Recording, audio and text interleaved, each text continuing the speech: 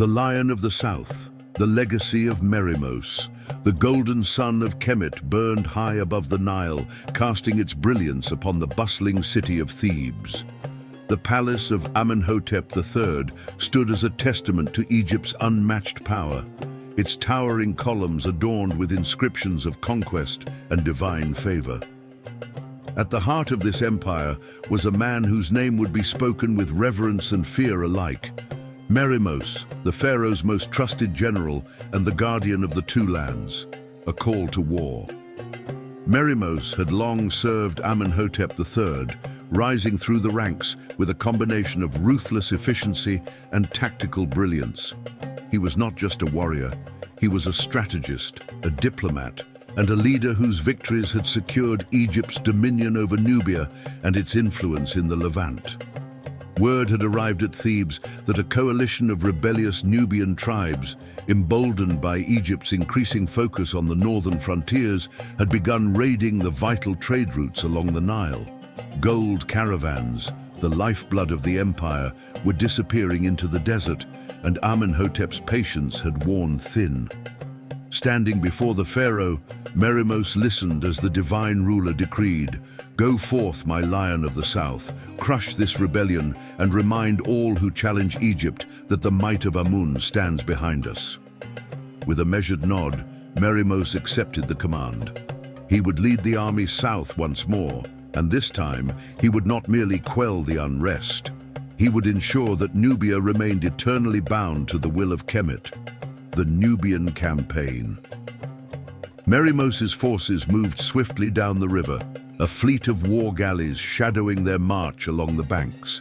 The desert winds carried the banners of Egypt, and the soldiers, hardened by years of campaigning, stood ready for battle. Upon reaching the first of the rebel strongholds near the Third Cataract, Merymose opted for a strategy that blended cunning with overwhelming force.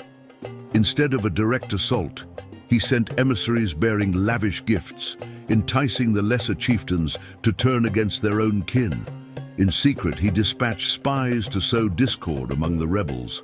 When the time was right, he struck.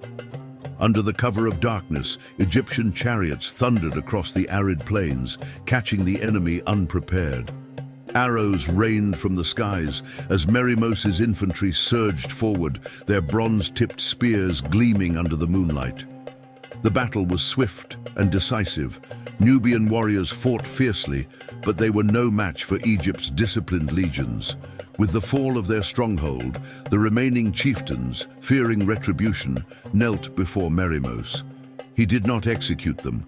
Instead, he offered them positions within the Egyptian administration, binding them to Kemet through power and prosperity rather than bloodshed alone. Securing the north. Upon his return to Thebes, Merymose was hailed as the savior of the southern provinces. Yet his duty was not complete. Trouble brewed in the Levant, where rebellious city-states sought to cast off Egypt's influence. Rather than launching a full-scale invasion, Merymose employed a different approach. He understood that war was not always won on the battlefield, but in the minds of men. Using his deep knowledge of diplomacy, he forged alliances, married local rulers into Egyptian noble houses, and installed loyal governors. Those who resisted were swiftly dealt with, their cities reduced to vassal states under the ever-watchful eye of the pharaoh. The Lion's legacy. As the years passed, Merymose's name became legend. His campaigns had secured Egypt's wealth. His strategies had prevented further rebellion, and his understanding of power had ensured that Amenhotep III's reign would be remembered as one of stability and grandeur. When the great general finally passed into the realm of Osiris, he was given the highest honors. His tomb, carved into the cliffs near Thebes, bore inscriptions detailing his victories and wisdom. And so, the Lion of the South rested, his name eternal, his legacy unbroken, forever a guardian of the two lands.